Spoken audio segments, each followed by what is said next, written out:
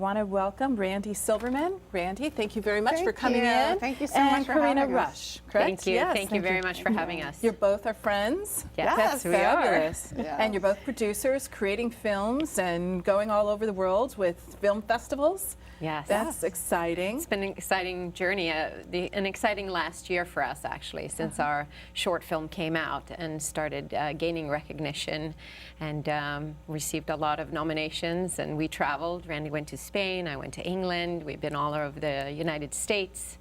And it seems to be a topic that is interesting everyone.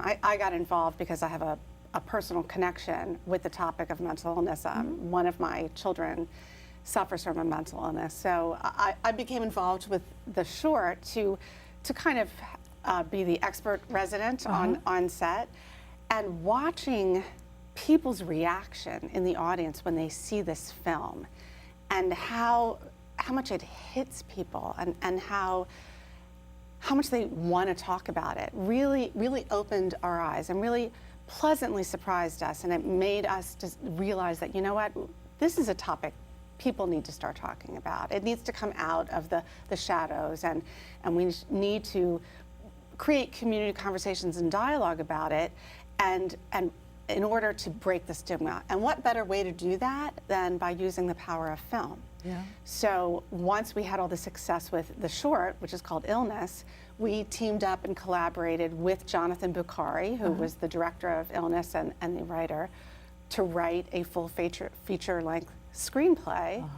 And that film, which we're starting to shoot in June, is called No Letting Go. Everyone knows someone who's affected by a mental disorder or a mental illness, and it grabs everyone. So we want to use the power of film to really get the film out there and really showcase what it's truly like. It's not a glamorized version of it, it's a raw version, but it's an honest version.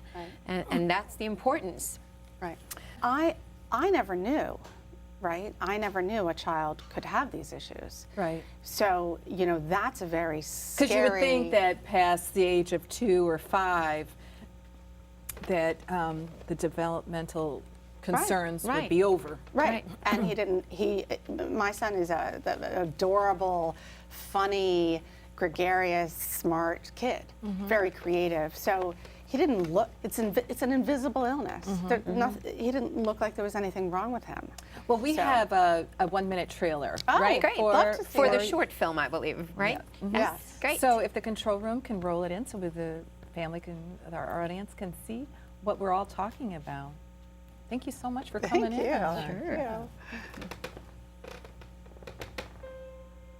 All those awards. Congratulations. Thank you. Please, Henry, we have to do something about Timothy. I'm afraid we're losing him, Henry. I'm so scared. He's gonna do something even worse. Jesse! Jesse, I'm gonna kill you! I'm gonna hurt you! I'll kill you! Let me go! I'll kill you! What will you do if he hurts him? He needs help all the time.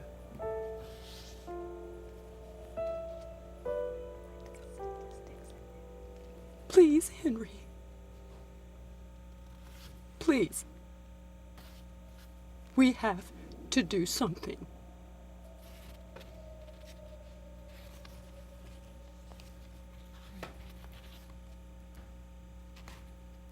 You know, the statistics are staggering. 1 in 5 children in our country suffer from a mental health diagnosis. How many? 1 in 5. Wow. And to relate that to the most recent census, that's 15 million children. That's a lot. And most mental health disorders come out by the age of 14. 50% of all mental health disorders emerge by the age of 14, 75% by the age of 25. Mental illness is the #1 disability in the world, according to the World Health Organization, in the world. And yet, you know, it doesn't, we can manage these illnesses. They can be treated, and we need to start as a society looking at it a little differently. So that's our hope. And I also think that with our film now, the timing is very appropriate because people are starting to talk about it more, but more on the adult side. Like there have been films out there now that have been commercially very successful, Right. but no films have dealt with really a child story, a true child story about mental illness, and that's or we're hoping that the people's minds have opened up a little bit, learning about adults with mental illnesses, and that we now can show them a story about And a sympathetic story. And It's a sympathetic story. It's not a story of some evil kid.